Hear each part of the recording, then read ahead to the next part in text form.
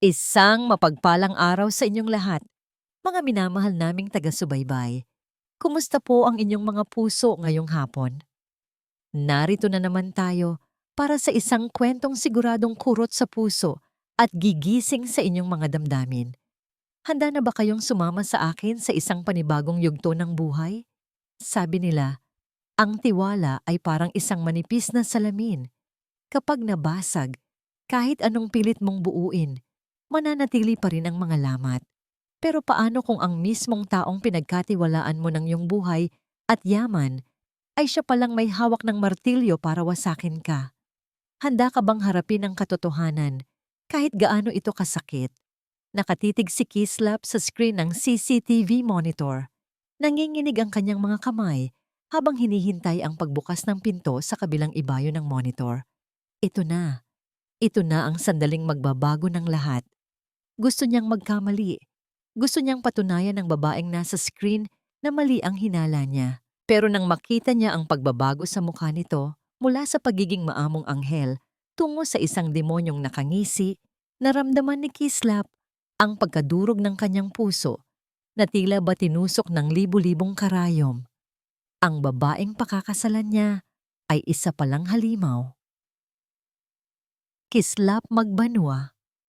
Mabigat ang bawat hakbang ni Kislap habang hila-hila ang kanyang maleta palabas ng master bedroom. Ang bawat kaluskos ng gulong sa marmol na sahig ay parang tunog ng relo na bumibilang sa huling sandali ng kanyang pananahimik. Sa labas, maaliwalas ang langit sa probinsya ng Sanhiraya, pero sa loob ng dibdib ni Kislap may namumuong bagyo. Isang buwan, iyon ang paalam niya.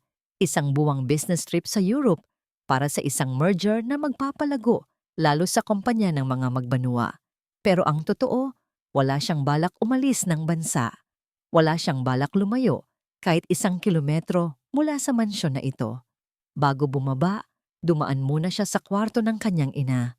Ang amoy ng gamot at lanta na sampagwita ang sumalubong sa kanya.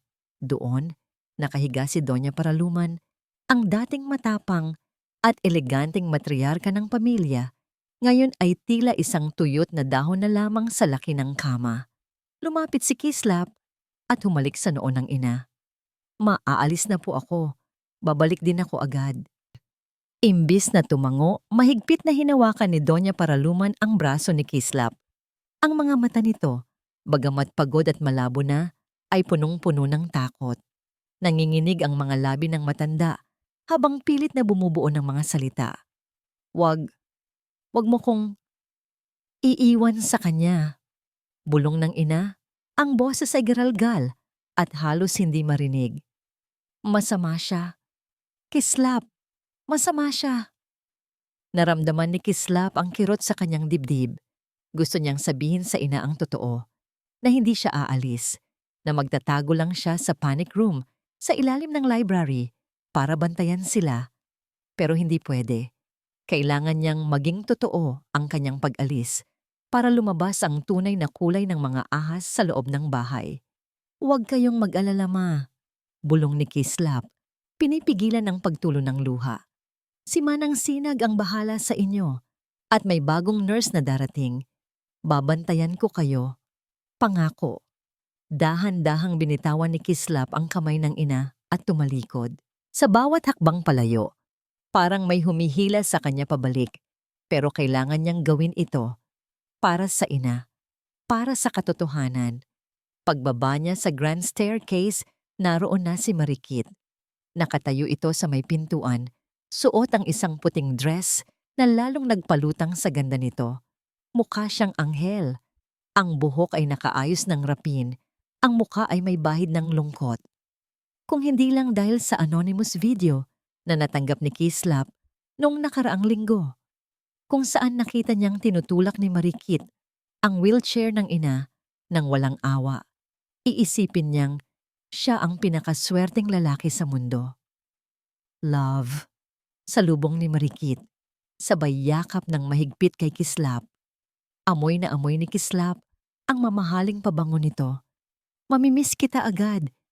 1 buwan kang mawawala. Paano ako dito? Paano si Mama? Pinilit ni Kislap na yakapin ito pabalik, kahit na ang pakiramdam niya ay yumayakap siya sa isang blok ng yelo. Ikaw na muna ang bahala sa lahat, Marikit.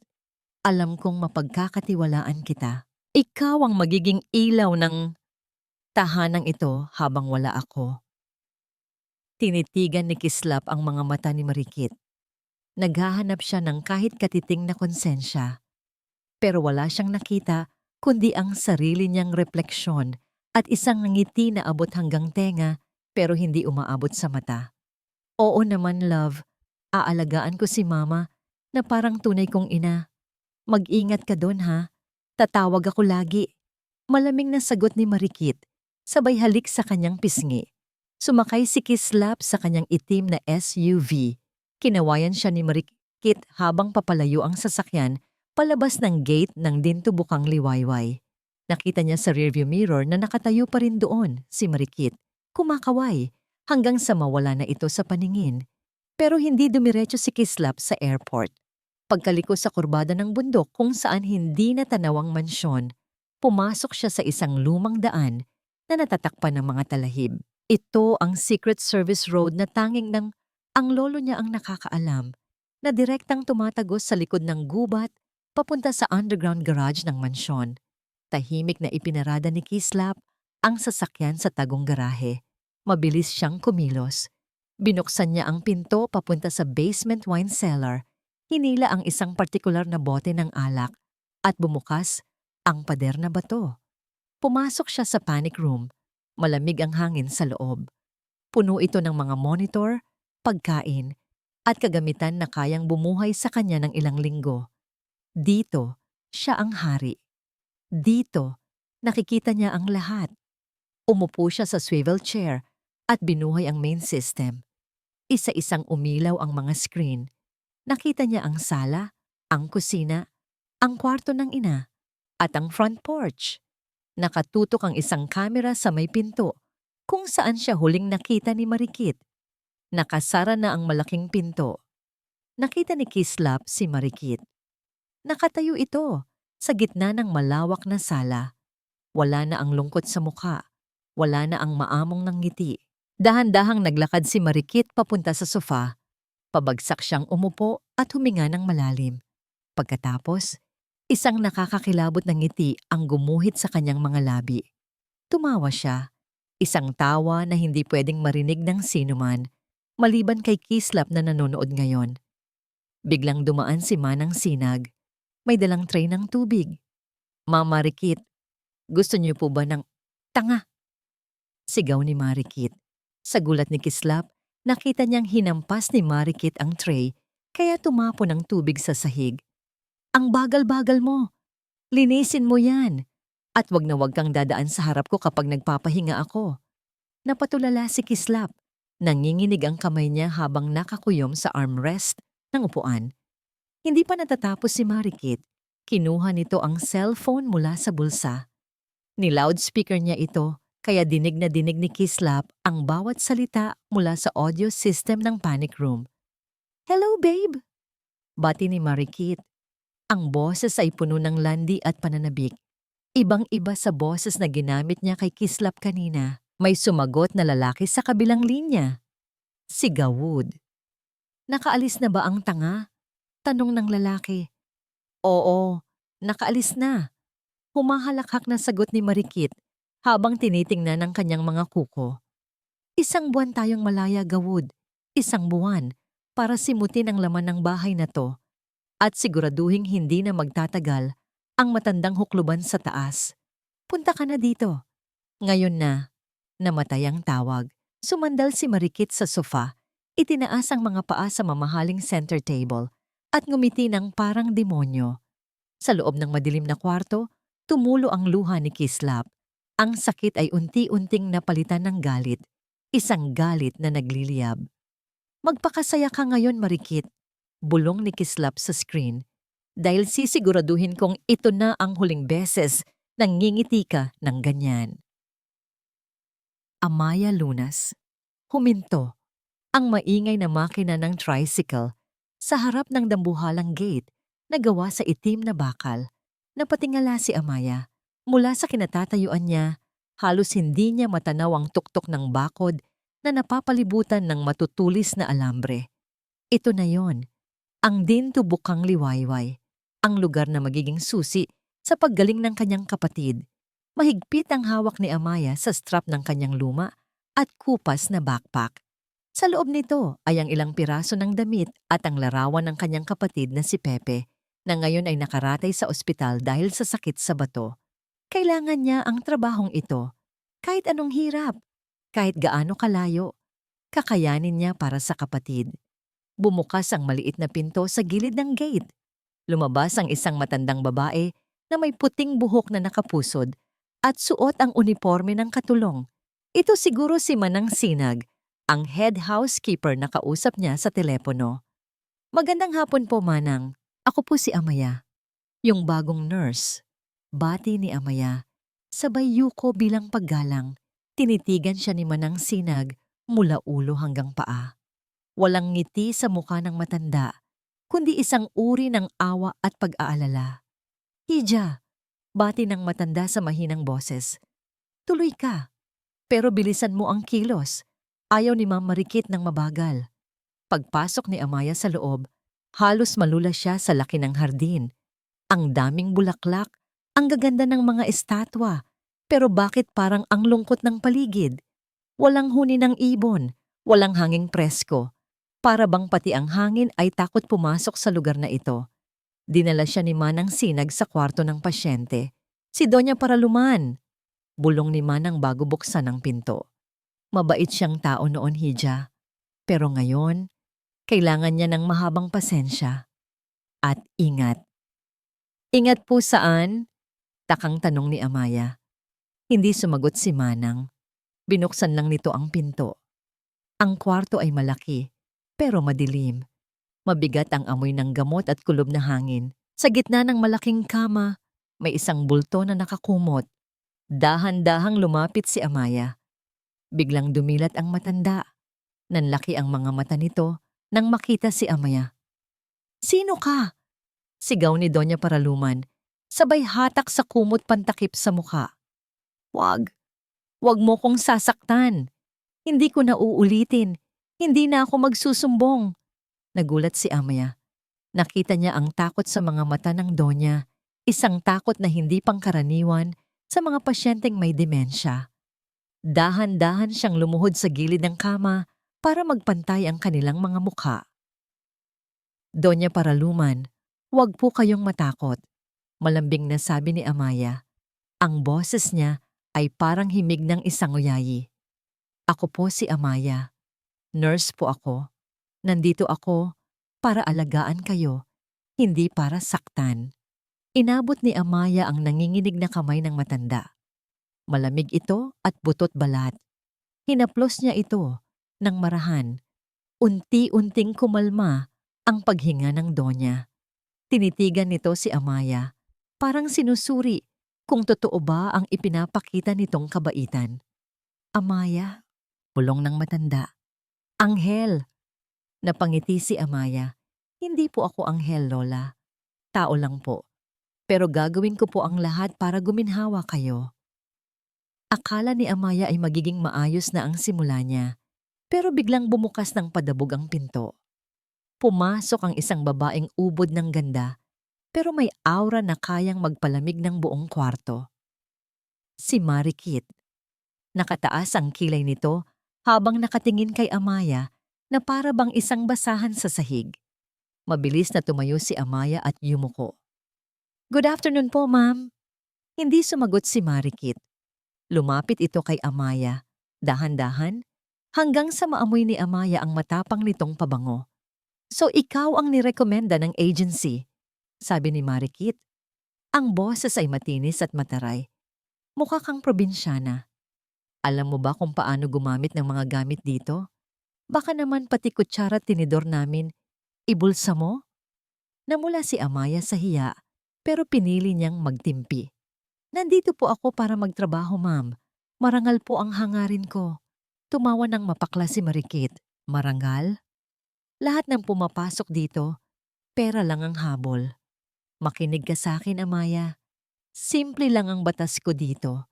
Gawin mo ang trabaho mo, painumin mo ng gamot ang matandang yan sa tamang oras at huwag kang makikialam sa mga bagay na hindi mo trabaho. Lumapit palalo si Marikit. Halos bumulong na ito sa tenga ni Amaya. Bulag, pipi, at bingi. Iyan ang kailangan ko. Dahil kapag may nakita, narinig, o sinabi ka na hindi ko nagustuhan, sisiguraduhin kong hindi ka lang mawawalan ng trabaho. Mawawalan ka ng kinabukasan. Nanlamig si Amaya. Hindi ito simpleng paalala ng amo sa katulong. Ito ay isang banta. Opo, ma'am. Sagot ni Amaya na kayuko pa rin. Good. Manang Sinag, ilabas mo na yan. Nakakasulasok ang amoy ng mahirap. Utos ni Marikit bago tumalikod at lumabas ng kwarto. Nang gabing iyon, sa maliit na kwartong ibinigay sa kanya sa dulo ng pasilyo, hindi makatulog si Amaya. Iniisip niya ang takot ni Doña Paraluman at ang banta ni Marikit. May mali sa bahay na ito, ramdam niya. Dahil uhaw na uhaw, nagpa siya siyang lumabas para kumuha ng tubig sa kusina. Madilim na ang buong bahay. Tanging ang liwanag ng buwan mula sa malalaking bintana ang nagsisilbing ilaw. Habang naglalakad siya sa pasilyo sa second floor, napahinto siya sa tapat ng master bedroom. Alam niyang ito ang kwarto ni na Sir Kislap at Ma'am Marikit. Sabi ni Manang Sinag, nasa abroad ang Sir. Ibig sabihin, si Ma'am Marikit lang ang nasa loob. Pero bakit may naririnig siya? Idinikit ni Amaya ang tenga niya sa pinto. Nakarinig siya ng hagik-gik, tawa ni Marikit. At pagkatapos, may nagsalita. Isang boses ng lalaki, mababa, garalgal, at pamilyar ang tono ng pakikipag-usap. Hayaan mo na ang mga katulong, babe. Tayo lang ang mahalaga, sabi ng lalaki. Napahawak si Amaya sa kanyang bibig para pigilan ang mapasinghap. Babe, may lalaki sa loob, pero wala ang asawa ni Ma'am Marikit. Biglang tumahimik sa loob, parang may nakaramdam na may tao sa labas. Narinig ni Amaya ang mga yabag na papalapit sa pinto. Dugdug, dugdug, halos sumabog ang dibdib ni Amaya sa kaba. Kung mahuhuli siya dito, tapos na siya. Kailangan niyang tumakbo. Pero parang naglu ang mga paa niya sa sahig habang dahan-dahang umiikot ang seradura ng pinto. Sa loob ng panic room, tila isang kulungan ang pakiramdam ni Kislap. Ang tanging liwanag ay nagmumula sa 6 na monitor na nakapaskil sa pader. Ang bawat monitor ay nagpapakita ng iba't ibang anggulo ng impyernong dating tinatawag niyang tahanan. 2:00 na ng madaling araw. Kanina, nakita ni Kislap sa monitor 3 kung paano muntik nang mahuli ni Marikit si Amaya sa labas ng pinto. Mabuti na lang at mabilis na nakatago ang dalaga sa likod ng malaking vase sa pasilyo. Nang isara ni Marikit ang pinto, nakahinga ng maluwag si Kislap, tila ba siya ang muntik mahuli. Pero ngayon, ang atensyon niya ay nasa monitor 1, ang master bedroom. Doon, sa kama kung saan siya natutulog, nakahiga si Marikit at ang lalaking tinawag nitong Gawud. Kilala ni Kislap ang lalaki. Si Gawud Lilo, isang failing businessman na laging nangungutang sa kanya noon pero tinanggihan niya. Ngayon, narito ito, iniinom ang mamahaling wine ni Kislap at nilalaro ang buhok ng kanyang fiancé. Sigurado ka bang hindi nababalik ang Kislap na yon? Tanong ni Gawud habang isinasali ng wine sa baso. Siguradong sigurado, sagot ni Marikit habang tinitingnan ang isang kwintas na diamante. Pamana pa ng lola ni Kislap. Nasa Europe na ang tanga. Busy yon sa merger. Pagbalik niya, patay na ang nanay niya at sa akin na nakapangalan ng kalahati ng assets. Napakuyom si Kislap ng kamao. Halos bumaon ang kuko niya sa kanyang palad. Gusto niyang sumigaw. Gusto niyang wasakin ang monitor. Pero alam niyang kailangan niya ng mas matibay na ebidensya. Ang pakikipagtalik ay immoral. Pero ang planong pagpatay at pagnanakaw, iyon ang kailangan niyang makuha sa video ng malinaw. Tumayo ang dalawa sa screen. Naglakad sila papunta sa kwarto ni Doña Paraluman. Mabilis na inilipat ni Kislap ang tingin sa monitor 4. Sa kwarto ng ina, mahimbing na natutulog si Doña Paraluman. Pero biglang bumukas ang pinto at binuksan ni Marikit ang ilaw. Nagising ang matanda, silaw na silaw at halatang takot na takot. "Gising!" sigaw ni Marikit. Hinila nito ang kumot ng matanda. "Saan nakatago ang susi ng vault sa library? Alam kong binigay sa'yo ng asawa mo bago siya namatay. Ibigay mo sa akin." Nanginginig si Doña Paraluman. "Hindi ko alam. Kislap! Nasaan si Kislap?" "Wala si Kislap. Iniwan ka na niya." Sigaw ni Gawud. Sabay tawa ng nakakainsulto. "Kami na ang boss dito, tanda." Nakita ni Kislap na akmang sasampalin ni Marikit ang kanyang ina. Tumayo si Kislap sa kanyang upuan. Handa nang pindutin ang emergency release ng pinto para sumugod palabas. Hindi na baling masira ang plano, hindi niya hahayaang saktan ng ina niya. Pero bago pa dumapo ang palad ni Marikit, bumukas ang pinto ng banyo sa loob ng kwarto. Lumabas si Amaya. Gising pa pala ito at nagpupunas ng sahig. Mabilis na tumakbo si Amaya at humarang sa pagitan ni Marikit at ni Doña Paraluman. Pak! Ang malakas na sampal ni Marikit ay dumapo sa pisngi ni Amaya. Napabaling ang mukha ng nurse pero hindi ito umalis sa pwesto. Niyakap nito ng mahigpit ang matanda para protektahan. Natigilan si Kislap. Napaupo siya pabalik sa kanyang upuan. Hindi makapaniwala sa nakikita. "Ma'am, tama na po." Matapang na sabi ni Amaya. Kahit na namumula na ang pisngi nito. "Matanda na po si Doña Paraluman. Kung may galit kayo, sa akin nyo na lang po ibunton. Huwag sa pasyente ko." "Aba't sumasagot ka pa?" Sigaw ni Marikit. Hinablot nito ang buhok ni Amaya. "Sino ka para utusan ako? Katulong ka lang." "Tao po ako, ma'am," sagot ni Amaya. Nanginginig ang boses pero hindi bumibitaw sa pagkakayakap sa Donya. "At tao rin po ang kaharap nyo." Hinila ni Gawud si Marikit palayo.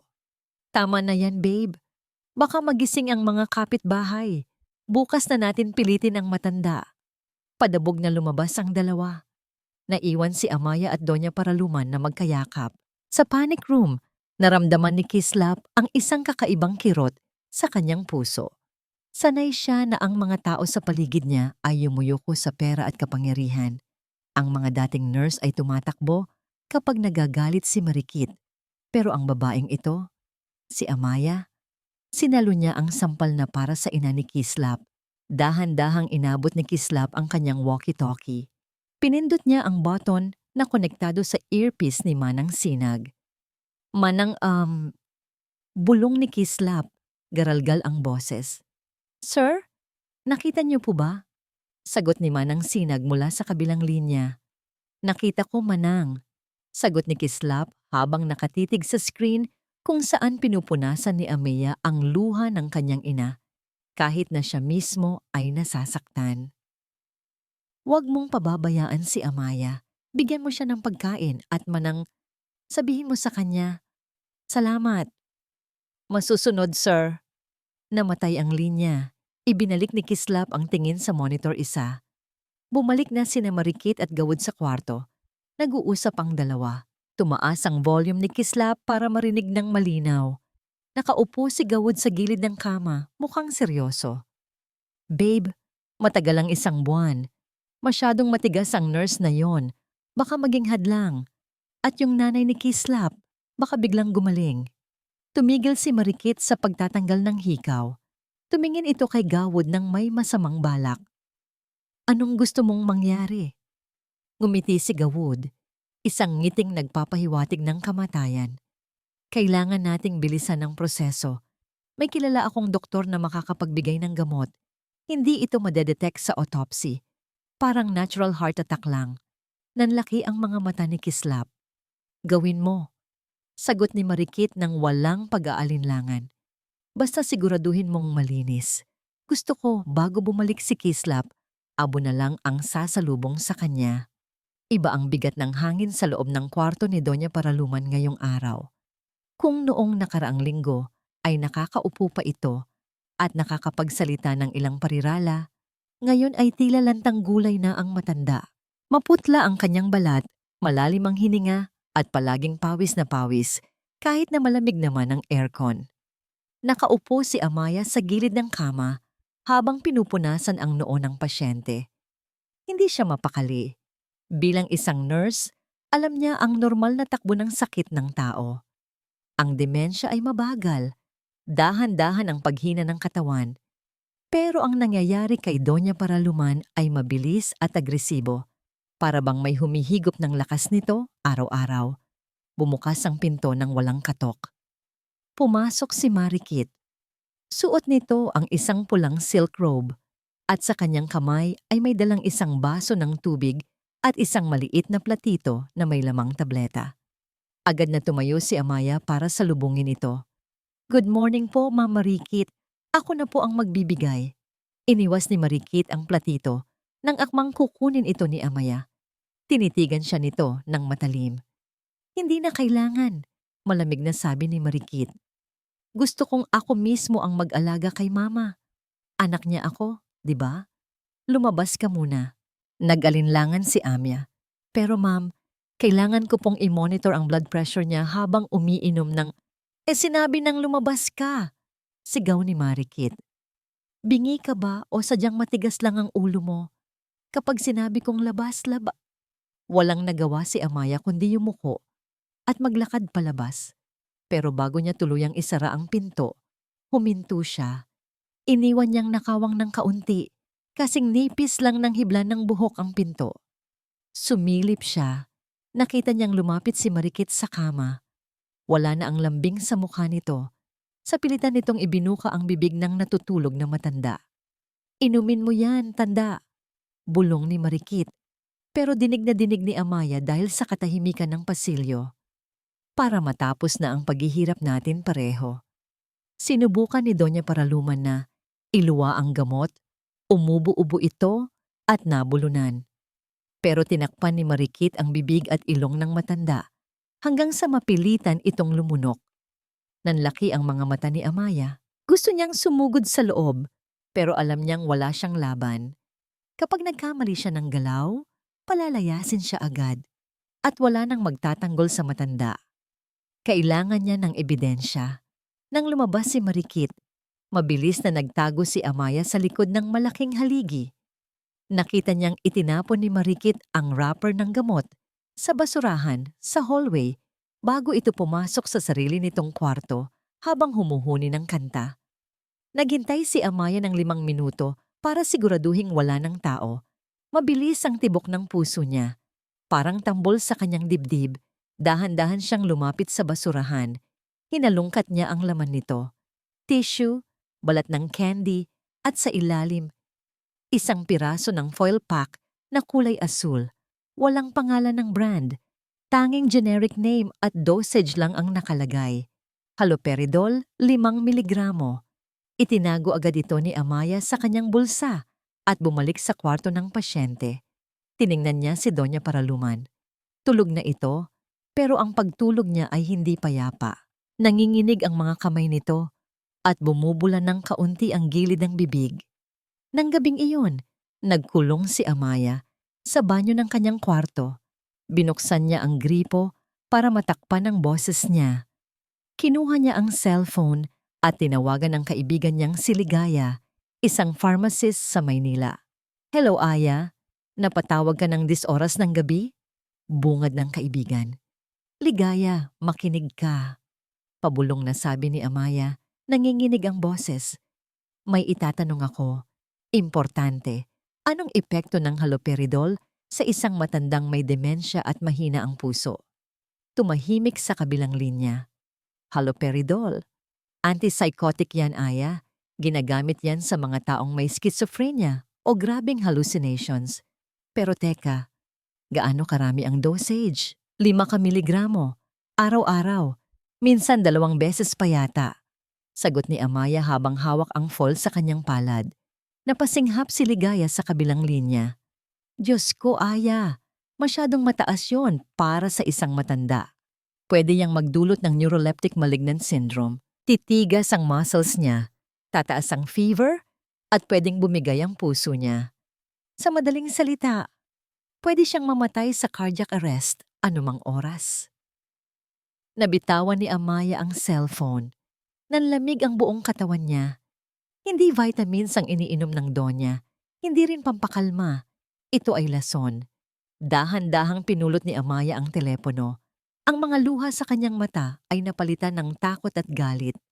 Ligaya. Bulong niya. Salamat. Pinatay niya ang tawag. Tinitigan niya ang kanyang refleksyon sa salamin. Mukha siyang takot. Mukha siyang mahina. Pero naaalala niya ang mukha ng kapatid niyang si Pepe na lumalaban sa sakit. Naaalala niya ang pakiusap ng mga mata ni Donya Paraluman. Pinapatay nila ang matanda. At siya lang ang nakakaalam. Akmang bubuksan na ni Amaya ang pinto ng banyo nang may marinig siyang kaluskos sa labas ng kanyang kwarto. May huminto sa tapat ng pinto niya. Bumukas ang pinto ng kwarto. Nakita ni Amaya mula sa awang ng pinto ng banyo ang anino ni Marikit na pumasok. May hawak itong susi. Amaya? Tawag ni Marikit. Ang boses nito ay matamis, pero puno ng kamandag. Alam kong gising ka pa. Nakita ko ang ilaw sa ilalim ng pinto. Napahawak si Amaya sa kanyang dibdib. Nasa bulsa niya ang ebidensya. Kung makikita ito ni Marikit, katapusan na niya. Lumabas ka dyan, utos ni Marikit. At narinig ni Amaya ang pag-click ng lock ng pinto ng banyo mula sa labas. Pero hindi ito nakalock. Pinihit ni Marikit ang siradura. Bumukas ang pinto ng banyo. At doon, nakatayo si Marikit. Nakangiti habang nakatingin sa nanginginig na si Amaya. May tinatago ka ba sa akin, Amaya? Tanong nito habang dahan-dahang lumalapit. Halos hindi ako makahinga habang nakatitig sa monitor 6. Ang kamao ko ay nakakuyom ng husto hanggang sa mamuti ang aking mga kuko. Sa screen, nakikita ko si Marikit na nakatayo sa tapat ni Amaya sa loob ng maliit na banyo. Isang hakbang na lang at maaari na niyang kapkapan ang kawawang nurse. Anong tinatago mo, Amaya? Ulit ni Marikit. Ang boses niya ay parang kaskas ng kutsilyo sa plato. Nakita ko ang panginginig ng mga balikat ni Amaya. Hawak niya ang kanyang bulsa kung saan nakatago ang foil ng lason. Huwag, Amaya. Huwag kang bibigay. Bulong ko sa sarili ko. Kahit alam kong hindi niya ako naririnig. Hindi ako pwedeng lumabas. Kapag nagpakita ako ngayon, baka itanggi ni Marikit ang lahat at itapon lang ang ebidensya. Kailangan ko ng pagkakataon na mahuli sila sa akto ng pagpatay. Pero hindi ko rin hahayaang masaktan si Amaya. Mabilis akong kumilos sa tapat ng control panel ng smart home system ng mansyon. Ito ang teknolohiyang ako mismo ang nagdisenyo. Override System, Zone 4, Fire Alarm Sequence, Manual Trigger. Utos ko sa computer. Beep! Beep! Beep! Biglang umalingaw-ngaw ang nakabubulahaw na tunog ng fire alarm sa buong ikalawang palapag. Sabay-sabay na nag-flash ang mga pulang emergency lights. Sa screen, nakita ko ang gulat sa mukha ni Marikit. Nabitawan niya ang balikat ni Amaya at napatingin sa kisame. Ano yon? Gawud! Gawud! Anong nangyayari? Sigaw ni Marikit habang nagmamadaling lumabas ng kwarto ni Amaya. Nakahinga ako nang maluwag nang makita kong napasandal si Amaya sa pader ng banyo. Hawak ang kanyang dibdib at tila maiiyak sa sobrang takot. Salamat. Salamat po, Panginoon, bulong niya. Hindi niya alam. Hindi ang langit ang gumawa noon, kundi ang lalaking nakatago sa dilim na kanina pa nakabantay sa kanya. Lumipas ang 2 oras. Tahimik na ang mansyon. Si Marikit at Gawud ay bumalik na sa kanilang kwarto matapos mapagtanto na false alarm lang ang nangyari. Pero alam kong hindi na mapakali si Amaya. Nakita ko siyang nakaupo sa tabi ng kama ng aking ina. Pilit na pinapanatiling gising ang sarili kahit pagod na ang kanyang katawan. Ito na ang pagkakataon ko. Kinuha ko ang isang maliit na vial mula sa aking medical kit, isang antitoxin na pinakuha ko kay Manang Sinag kanina, at isang sobre na may lamang sapat na halaga para sa gamot ng kapatid niya. Isinuot ko ang aking itim na hoodie at dahan-dahang binuksan ang pinto ng panic room na patungo sa likod ng library. Sa tulong ng mga blind spots ng kamera na ako lang ang nakakaalam, tinahak ko ang madidilim na pasilyo ng sarili kong bahay para akong multo sa sarili kong tahanan. Nakarating ako sa kwarto ni Doña Paraluman. Nakita ko si Amaya mula sa awang ng pinto. Dahan-dahan kong itinulak ang pinto ng kwarto ni Mama. Halos hindi gumagawa ng tunog ang mga bisagra dahil sa madalas na paglalagay ko ng langis dito noon. Nakita ko si Amaya. Nakaupo siya sa sahig. Ang kanyang ulo ay nakasandal sa gilid ng kama ni Mama. Nakapikit ang kanyang mga mata. Ang mahahabang pilantik ay may bakas pa ng tuyong luha. Sa ilalim ng liwanag ng buwan na tumatagos sa bintana, nakita ko ang pamamaga ng kanyang pisngi, ang bakas ng sampal ni Marikit kanina. Kumirot ang puso ko. Ang babaeng ito, na wala namang kinalaman sa gulo ng pamilya ko, ay tinitiis ang lahat para sa tungkulin. At para sa akin, dahan-dahan akong lumapit. Ang bawat paghinga ko ay kontrolado. Inilapag ko ang isang puting sobre sa ibabaw ng side table. Sa loob niyon ay may sapat na halaga para sa operasyon ng kanyang kapatid na si Pepe at isang maliit na vial ng activated charcoal at antitoxin na makakatulong para mailabas ang lason sa katawan ni Mama. Hindi ko mapigilan ang aking kamay. Halos haplusin ko ang kanyang buhok pero tumigil ako. Hindi pa ito ang oras, Kislap. Salamat, Amaya. Bulong ko sa hangin. Sapat lang para marinig ng sarili ko.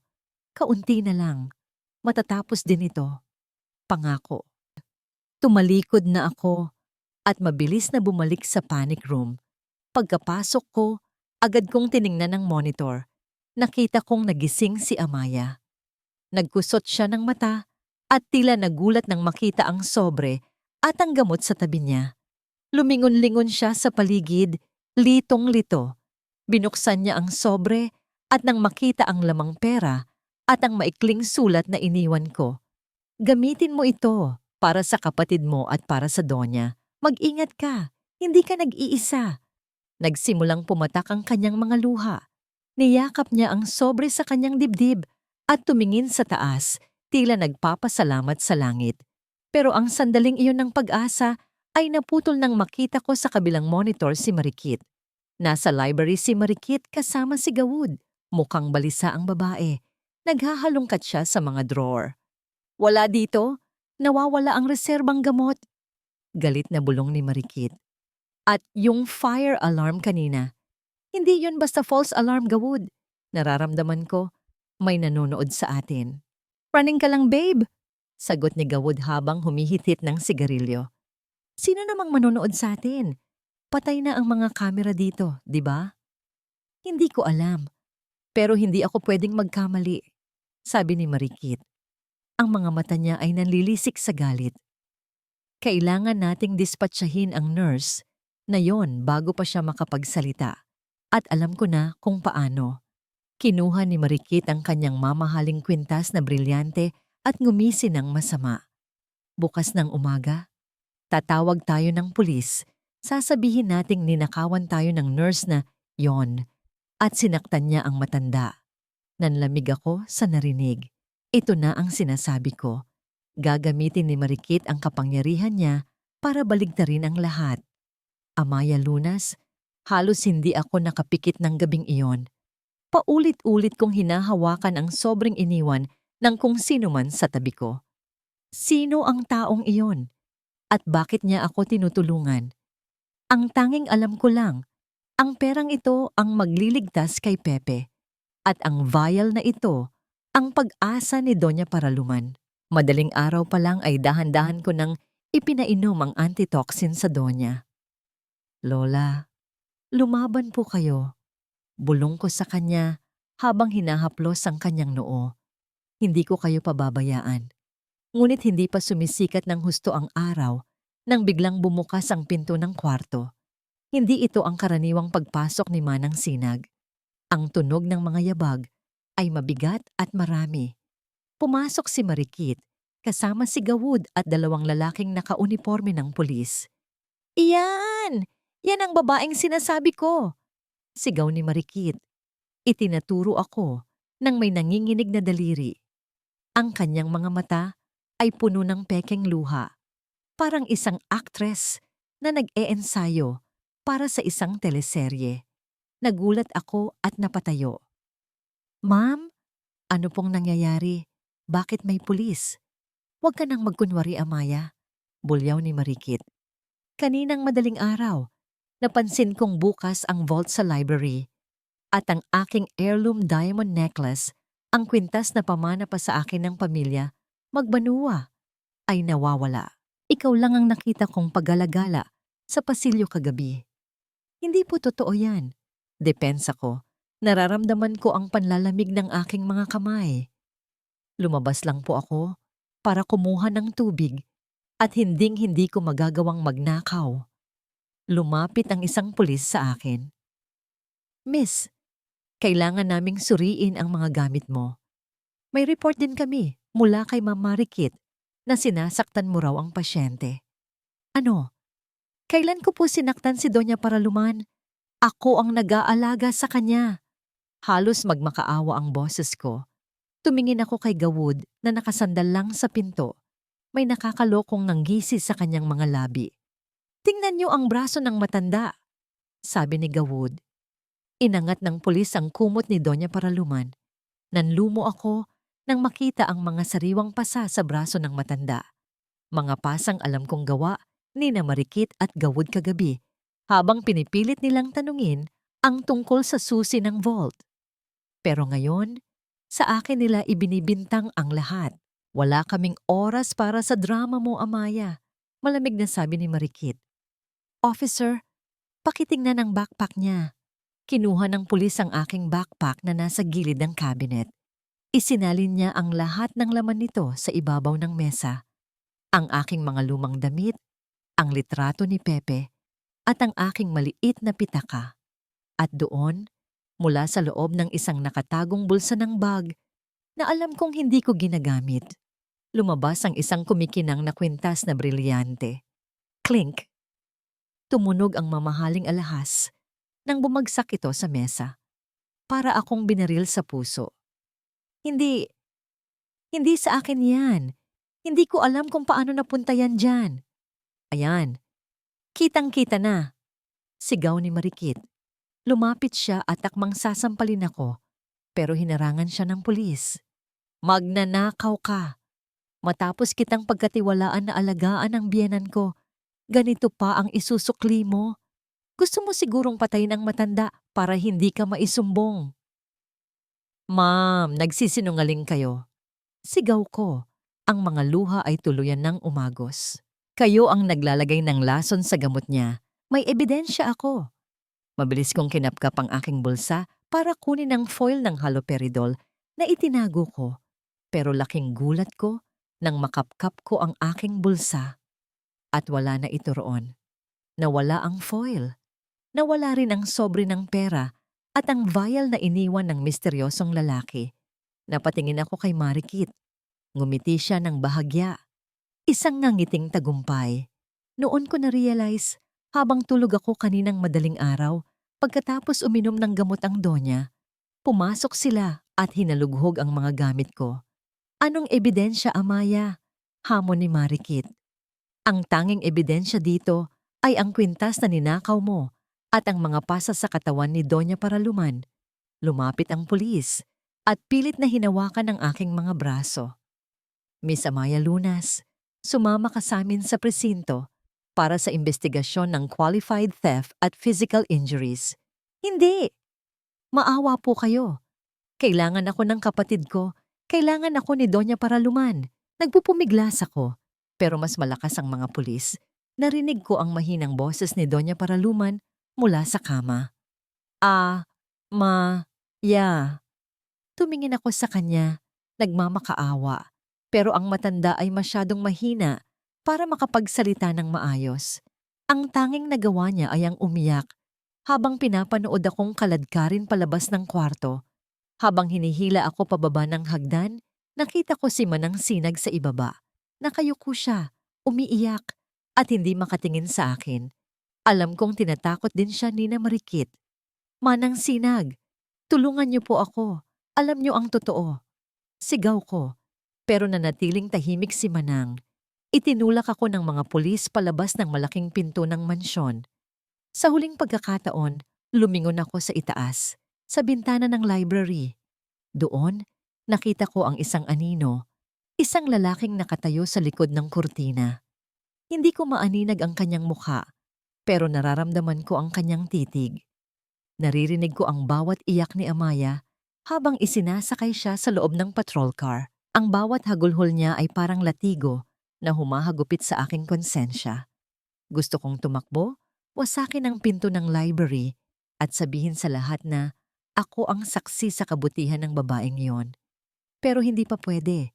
Kung lalabas ako ngayon, baka makatakas si Gawud. Kailangan ko silang mahuling dalawa na ginagawa ang huling hakbang ng kanilang plano. Chief Arnaldo, bulong ko sa aking satellite phone, nakaalis na ang mga tauhan mo. Siguraduhin mong hindi mapapahamak ang nurse sa presinto. Bantayan niyo siya, pero huwag niyo munang palalabasin. Kailangan kong isipin ni Marikit na nagtagumpay siya. Masusunod, Sir Kislap, sagot ng hepe sa kabilang linya. Pero mag-ingat kayo. Mukhang desperado na ang mga kasama niyo sa bahay. Ibinaba ko ang telepono at muling tumingin sa monitor. Nakita ko sina Marikit at Gawud na naglalakad pabalik sa loob ng mansyon. May hawak silang baso ng champagne. Nagtatawanan sila sa gitna ng sala, sa mismong lugar kung saan kami madalas mag-usap ni Marikit tungkol sa aming pangarap na kasal. Sa wakas, sigaw ni Marikit habang itinataas ang kanyang baso. Wala na ang epal na nurse at bukas, tapos na ang lahat, Gawud. Kapag wala na ang matanda, tayo na ang magpapatakbo ng kumpanya ng mga magbano. Paano ang kwintas, babe? Tanong ni Gawud. Ibabawi mo pa ba sa pulis? Hayaan mo na yon doon, sagot ni Marikit ng may mapangaping ngiti. Ebidensya yon laban kay Amaya, isang maliit na sakripisyo para sa bilyong halaga ng yaman. Ang kailangan nating gawin ngayon ay tapusin na ang trabaho sa taas. Pinanood ko silang umakyat sa kwarto ni Mama. Doon, nakahiga ang aking ina, walang kalaban-laban. Dahil sa binigay kong antitoxin kanina, alam kong hindi siya agad-agad bibigay sa lason ni Marikit, pero kailangan ko ng kumilos. Lumabas ako sa panic room. Hindi na ako nagtatago sa dilim. Binuksan ko ang switch ng kuryente na kumokontrol sa buong mansyon. Sa isang pindot ko, ang lahat ng ilaw sa bahay ay nagsimulang kumisap-kisap. Ang sound system na nakakabit sa bawat sulok ng mansyon ay naglabas ng isang mababang ugong na parang isang papalapit na bagyo. Nasa tapat na sila ng pinto ni Mama nang biglang mamatay ang lahat ng ilaw. Ano yon? Sigaw ni Marikit. Gawud ang kuryente. Baka may sira lang ang fuse box, babe. Huwag kang kabahan. Sagot ni Gawud, pero bakas sa boses niya ang takot. Mula sa speaker sa kisame, pinatugtog ko ang isang recording. Ang boses ko noong araw na nagpaalam ako sa kanila. Marikit, aalagaan mo ba si Mama? Nanigas ang dalawa sa gitna ng pasilyo. Kekislap? Nautal na tawag ni Marikit. Love, ikaw ba yan? Huminga ako ng malalim. Kinuha ko ang mikropono at binago ang aking boses gamit ang isang modulator para maging mas malalim at nakakapangilabot. Ang katotohanan ay hindi nananatiling nakatago sa dilim, Marikit. Sabi ko, ang boses ko ay umaalingaw-ngaw sa buong mansyon. Ang bawat patak ng lason, ang bawat sampal na ibinigay mo. Nakita ko ang lahat. Multo! Sigaw ni Gawud. Babe, baka patay na si Kislap sa Europe at nagmumulto na dito. Hindi ako patay. Sabi ko habang dahan-dahang binubuksan ang pinto ng library. Ang liwanag mula sa aking tablet ay nagbigay ng anino sa aking mukha habang naglalakad ako palabas sa pasilyo. Nakita ko silang dalawa, nakatayo sa tapat ng kwarto ni Mama, nanginginig sa takot. Sino ka? Sigaw ni Marikit. Itinutok niya ang kanyang cellphone flashlight sa akin. Nang tumama ang liwanag sa aking muka, nakita ko ang pagbagsak ng kanyang panga. Ang baso ng champagne na hawak niya ay nahulog at nabasag sa sahig. "Lelove?" bulong ni Marikit. "Kislap? Buhay ka? Paano? Bakit Marikit?" Tanong ko habang dahan-dahang lumalapit sa kanila. Disappointing ba na makita akong buhay? Akala niyo ba ay ganoon ako kadaling lokohin? Mabilis na humarang si Gawod sa harap ni Marikit. "Kislap, makinig ka. Hindi mo naiintindihan. Naiintindihan ko ang lahat, Gawod." Sabi ko. Itinaas ko ang aking tablet at ipinakita sa kanila ang live playback ng CCTV kung saan kitang-kita ang paghalughog nila sa gamit ni Amaya at ang paglalagay ng lason sa tubig ni Mama. Naiintindihan ko na isa kayong pares ng mga ahas na dapat nang mawala sa bahay na ito. Wala kang ebidensya na tatanggapin ng korte. Sigaw ni Marikit. Pilit pa ring nagmamatapang. Pulis ang nagdala kay Amaya. May kwintas na nakuha sa kanya. Ngumiti ako ng malamig. Ang mga pulis na kumuha kay Amaya ay mga tauhan ni Chief Arnaldo. At ang kwintas, alam kong ikaw ang naglagay noon. Lahat ng yon, Marikit, ay kasama sa plano ko para makita kung hanggang saan ang itatagal ng kasamaan nyo. Biglang bumukas ang lahat ng ilaw. Sa likod ko, lumabas ang mga tunay na pulis na kanina pa nakatago sa loob ng mga kwarto, kasama si Chief Arnaldo, Marikit Dahas at Gawod Lilo. Seryosong sabi ng hepe, "Inaaresto kayo sa kasong attempted murder, qualified theft, at falsification of documents." Nagkagulo ang lahat. Sinubukang tumakbo ni Gawod, pero mabilis siyang nadapa at nadagana ng mga pulis. Si Marikit naman ay napaluhod na lang sa sahig, humahagulgol. Hindi na ang pekeng iyak na ginawa niya kanina, kundi ang iyak ng isang taong alam na tapos na ang kanyang laro. Hindi ko na sila tiningnan pa. Pumasok ako sa kwarto ni Mama. Nakita ko si Manang Sinag na umiiyak habang hawak ang kamay ng aking ina. "Sir Kislap, salamat sa Diyos," sabi ni Manang. "Manang, ihanda niyo ang sasakyan," utos ko. "Pupunta tayo sa presinto. Susunduin natin si Amaya." Ang lamig ng presinto ay tila dumadampi sa bawat hibla ng aking balat. Ang bawat boses na naririnig ko ay puno ng kawalan ng pag-asa. Nakaupo ako sa isang malamig na upuan. Hawak ang isang baso ng tubig na halos hindi ko mahawakan dahil sa panginginig ng aking mga kamay. Narinig ko ang pagbubukas ng pinto at ang pagpasok ng mga tao. Lumingon ako at halos hindi ako makapaniwala sa aking nakikita. Si Kislap, buhay siya at mukhang hindi siya nag-iisa. Kasama niya si Chief Arnaldo, si Manang Sinag at ang mga pulis na kasama nila. Lumapit si Kislap sa akin. Tumingala ako sa kanya. Ang mga mata ko ay puno ng tanong. "Amaya," ang sabi niya. Mahina pang boses, tila ba ayaw niyang masira ang katahimikan ng lugar. Pinapunta ko ang mga pulis dito para tulungan kang makalabas. Pero, paano nangyari yon? Takang tanong ko. Ngumiti si Kislap, isang ngiti na hindi ko pa nakikita noon. Isang ngiti na puno ng pag-asa at pag-amin. "Nandito lang ako, Amaya. Palagi lang akong nandito." Tumingin ako sa paligid. Mukhang may nag-aayos ng isang malaking screen sa gitna ng conference room. "Chief Arnaldo, pwede po bang ipakita ang mga ebidensya?" Tanong ni Kislap. Pagkasabi noon, nagsimulang umilaw ang malaking screen. Nakita ko ang mga kuha mula sa CCTV na ipinapakita ang lahat ng ginawa ni Marikit at Gawod. Ang pagpatay sa aking kapatid, ang paglalagay ng lason kay Doña Paraluman, ang pag-amin nila sa krimen nang marinig nila ang boses ni Kislap, at ang pinakanakakagulat, ang pagkuha ni Marikit ng kwintas mula sa sarili niyang drawer at paglalagay nito sa bag ko. Napakita rin ang iba pang mga testimonya, ang mga binayarang pulis na nahuli, ang mga bank record ni Gawud na nagpapakita ng malaking halaga na nailipat mula sa account ni Kislap patungo sa kanya. At ang testimonya ni Manang Sinag tungkol sa pang-aabuso ni Marikit kay Doña Paraluman. Lahat ng kasinungalingan nila ay nabunyag sa isang iglap. Ang mga tinig ng pagdurusa at ang pagpapatunay ng katotohanan ay naghalo sa isang malakas na awit ng katarungan. Amaya, sabi ni Kislap. Lumapit siya sa akin at hinawakan ang aking mga kamay. Alam kong nasaktan kita. Ginawa kitang kasangkapan sa plano ko, pero hindi ko alam na gagawin nila yon sa'yo. Patawarin mo ako. Hinawakan ko ang kanyang mga kamay. Ang lamig ng presinto ay nawala. Ang init ng kanyang mga kamay ay dumampi sa akin. Hindi ka dapat humingi ng tawad, Kislap, sabi ko.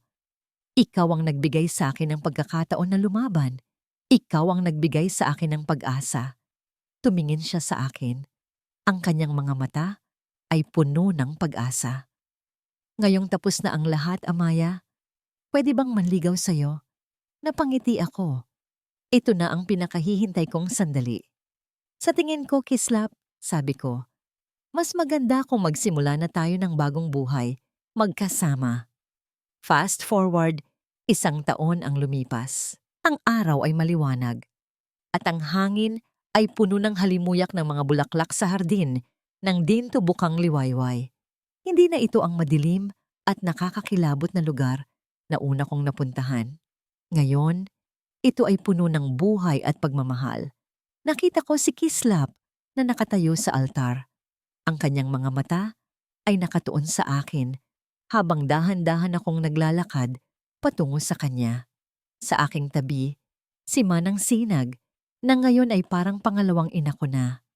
Sa unahan, nakaupo si Doña Paraluman. Mukha siyang malusog, nakangiti, at masaya. Ang kanyang mga pasa ay nawala na, at ang kanyang mga mata ay puno na ng pagmamahal para sa kanyang anak at para sa akin. Sa likod namin, ang mga kapulisan na tumulong sa amin ay nakaupo, kasama ang mga kaibigan ni Kislap. Hindi na kasama si Marikit at Gawud sa listahan ng mga bisita. Sila ay nasa kulungan, nagbabayad sa kanilang mga kasalanan. Nakarating ako sa harap ni Kislap, hinawakan niya ang aking mga kamay. Amaya Lunas, sabi ng pari. Tinanggap mo na ba si Kislap Magbanua bilang iyong legal na asawa? Hindi ko na narinig ang iba pa. Ang nakikita ko lang ay ang lalaking nasa harapan ko. Ang lalaking nakasaksi sa aking pagdurusa, ang lalaking naniwala sa akin kahit walang tumitingin, at ang lalaking nagbigay sa akin ng bagong pag-asa. Oo, sabi ko, ang aking boses ay puno ng pagmamahal. Nagpalitan kami ng mga singsing, at sa unang pagkakataon, naramdaman ko ang tunay na ligaya. Ang ligayang hindi nabibili ng pera. Ang ligayang nagmumula sa isang pusong tapat at nagmamahal. Pwede na po ba akong humalik sa bagong asawa ko? Tanong ni Kislap, nakangiti. Oo naman, mahal ko, sagot ko. At sa gitna ng mga bulaklak at mga ngiti, halikan kami ni Kislap. Isang halik na simula ng aming bagong buhay. Ang buhay kung saan ang tunay na yaman ay hindi nasa bulsa, kundi sa puso. Ang ingay ng bakal na pinto na sumasara, ang pinakamasakit na tunog na narinig ko sa buong buhay ko. Dito, sa loob ng selda na amoy kalawang at pawis, wala ang mamahaling pabango ko. Wala ang mga silk robe. Ang suot ko na ngayon ay ang kulay kahel na uniforme ng preso na napakagaspang sa balat. Huwag niyo akong hawakan. Alam niyo ba kung sino ako? Sigaw ko sa mga jail guard, pero tinawanan lang nila ako. Dati kang bilyonaryo, pero ngayon, isa ka na lang kriminal, Marikit, sabi ng isang guard bago ako itinulak sa loob ng selda. Sa loob, sinalubong ako ng 4 na babaeng may matatulis na tingin. Wala silang pakialam sa ganda ko. Wala silang pakialam sa yaman na ninakaw ko. O may bagong biktima, sabi ng isang babaeng may malaking tattoo sa braso. Balita namin, nilason mo raw ang biyenan mo? Napakasama mo naman. Hindi totoo yan. Gawa-gawa lang yan ni Kislap. Sigaw ko, pero isang malakas na sampal ang dumapos sa pisngi ko. Napasubsob ako sa sahig na semento. Dito, kailangan mo ng respeto. Ganda. Bulong ng babae. Habang nakahiga ako sa sahig, naisip ko si Gawod. Nasaan na siya? Balita ko, itinuro niya ako sa lahat ng krimen para lang mabawasan ang sentensya niya. Ang lalaking pinangakuan ko ng lahat. Ang lalaking pinalit ko kay Kislap. Siya rin pala ang huling magtatraidor sa akin. Naramdaman ko ang bagsak ng aking luha. Hindi ito ang luha ng pagsisisi, kundi luha ng galit sa sarili dahil natalo ako sa sarili kong laro. Nakita ko sa maliit na screen ng TV sa labas ng selda ang balita. Naroon si Kislap, nakangiti, kasama ang amaya na yon. Mukhang masaya sila, mukhang malaya na sila. Habang ako, dito sa dilim, magsisimulang mabulok sa loob ng maraming taon. Kislap magbanwa. Nakatayo ako sa balkonahe ng mansyon, tinitingnan ang dapit hapon. 1 linggo na ang nakalipas matapos ang pag-aresto. Ang mansyon ay tahimik, pero hindi na ito ang katahimikan ng takot. Ito ay katahimikan ng paghilom. Lumapit sa akin si Manang Sinag. Sir, okay na po ang lahat. Naka-freeze na ang lahat ng accounts ni Marikit at naibalik na ang mga naaw na alahas. Salamat, Manang, sabi ko. Pero may isa pa akong kailangang gawin. Pumasok ako sa loob at tinungo ang kwarto ni Mama. Nakita ko si Ameya na binabasa ang Biblia para kay Mama. Ang boses niya ay parang musika na nagpapakalma sa buong silid. Amaya, tawag ko. Tumayo siya at lumapit sa akin. Nakita ko ang lungkot sa kanyang mga mata. Kahit pilit siyang ngumingiti, alam kong may malalim pa siyang trauma sa nangyari. Ang pagkakakulong sa kanya, kahit sandali lang, ay nag-iwan ng sugat. Kislap, bakit? Tanong niya. Gusto ko lang sabihin na, simula bukas, hindi mo na kailangang magtrabaho bilang nurse dito, sabi ko. Nagulat siya. Anong ibig mong sabihin? Pinapaalis mo na ako? Hindi. Sagot ko habang kinukuha ang kanyang mga kamay. Gusto ko, manatili ka dito. Hindi bilang nurse, kundi bilang may-ari ng bahay na ito. Bilang asawa ko. Kung tatanggapin mo ang isang lalaking naging tanga sa pag-ibig, pero handang magbago para sa'yo. Natigilan si Amaya. Tumingin siya kay Mama, na tumango ng dahan-dahan habang may ngiti sa mga labi. Kislap, hindi ako sanay sa ganito, bulong ni Amaya. Tuturuan kita, sabi ko. Sabay nating itatayo ang pamilyang ito. Sabay nating buburahin ang bawat bakas ng kasamaan na iniwan ni Marikit. Niyakap ako ni Amaya ng mahigpit. Sa sandaling iyon, alam ko na ang susunod na kabanata ng aming buhay ay hindi na tungkol sa paghihiganti. Ito ay tungkol sa pagbuo ng isang mundong puno ng katotohanan. Sinasabi nila na ang bawat dapit hapon ay hudyat ng pagtatapos. Ngunit sa bawat paglubog ng araw ay may kasunod na bagong umaga.